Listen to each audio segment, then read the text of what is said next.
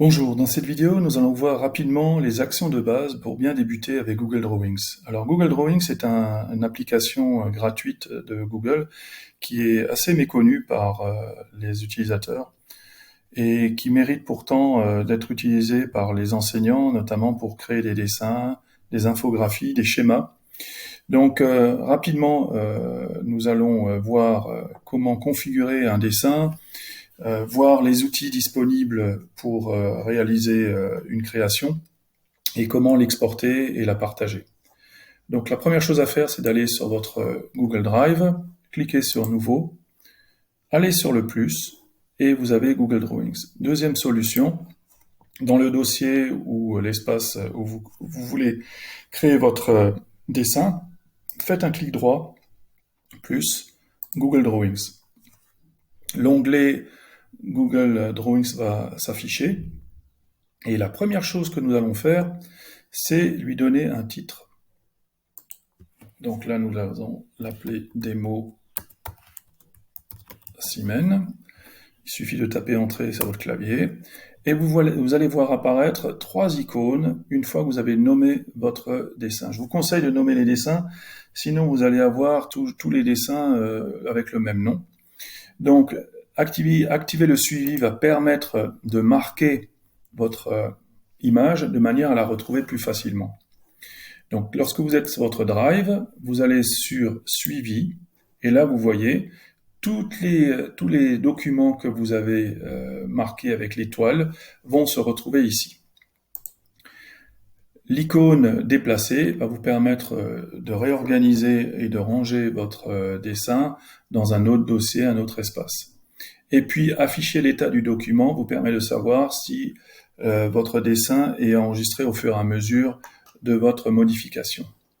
Ensuite, vous avez ici la page de travail avec sur le côté, comme sur un bureau, les espaces gris, vous allez pouvoir poser des objets, mais qui ne seront pas intégrés dans votre dessin au moment de la publication, aussi longtemps qu'ils ne sont pas sur la page.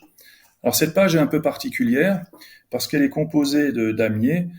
Pourquoi? Parce que tout simplement, vous pouvez créer des documents transparents, des dessins transparents, ce qui peut être très intéressant, notamment lorsque vous travaillez avec des pages web et que vous voulez une transparence autour d'un objet. Donc, vous pouvez aussi, en faisant un clic droit, ajouter une couleur ou alors garder la transparence. Donc, si vous voulez mettre une couleur, voilà, vous avez une couleur.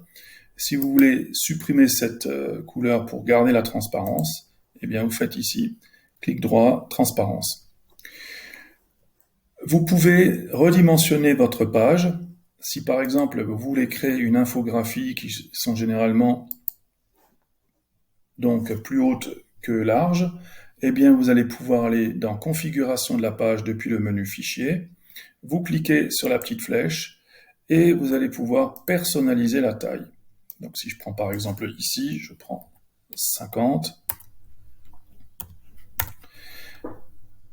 et je prends par exemple 80 en hauteur et vous pouvez sélectionner l'unité pouce, centimètre, point, pixel. Nous allons rester en centimètres, appliquer et vous voyez, nous avons donc maintenant une page qui est plus haute que large. Ensuite, passons aux outils. Alors, vous allez disposer de traits, de formes, de zones de texte et d'images, ainsi que des commentaires lorsque vous allez faire un travail collaboratif. Donc au niveau des traits, à chaque fois vous avez un petit menu qui vous permet de dérouler et de voir d'autres outils de traits. Traits, flèches, connecteur à angle, connecteur en arc, arc, polyligne, dessin à main levée. Nous verrons en détail dans une autre vidéo ces outils-là. Donc simplement je vais créer un trait. Lorsque je crée un trait, automatiquement, je peux le personnaliser avec des outils propres. Donc là, on va faire simple, on va simplement changer la couleur de la ligne, on va la mettre rouge, l'épaisseur du trait en 8, et puis on va changer le type de trait en pointillé.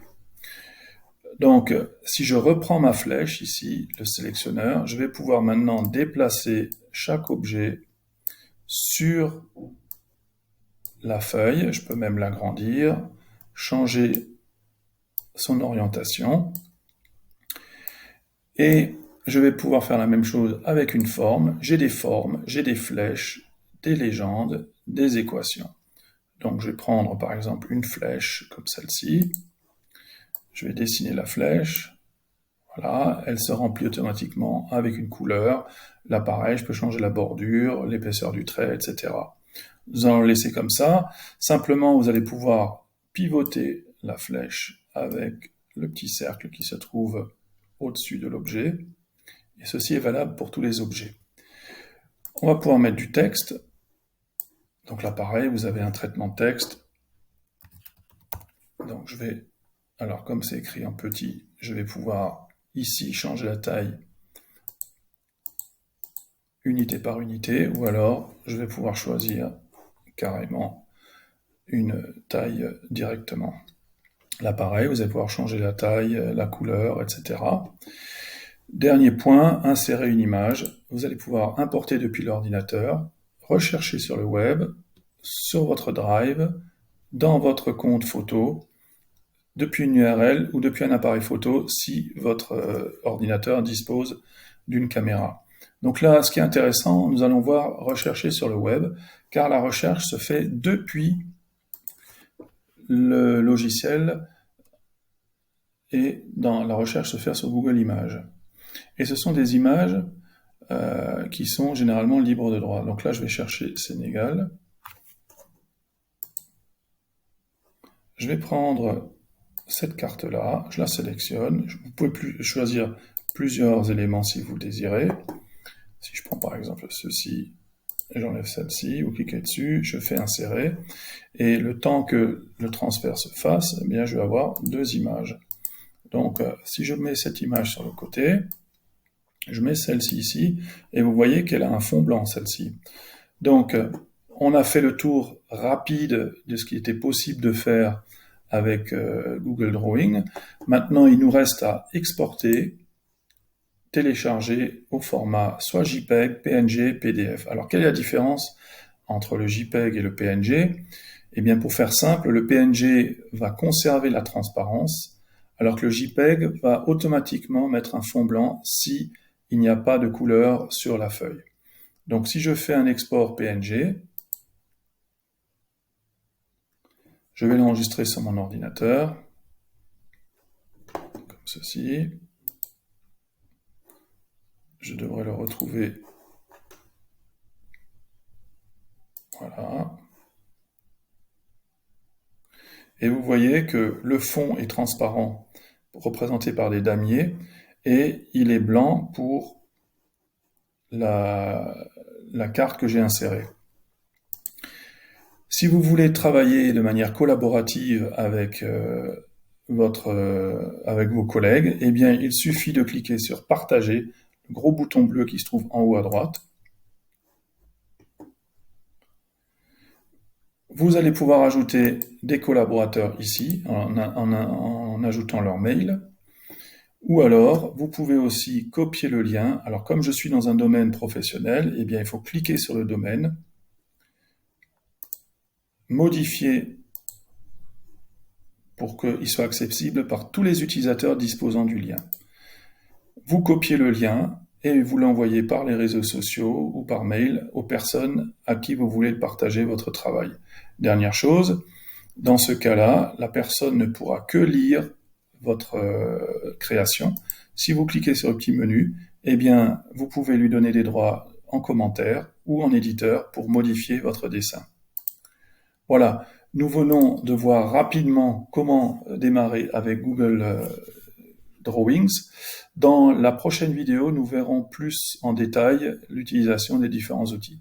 Merci de votre attention et à bientôt.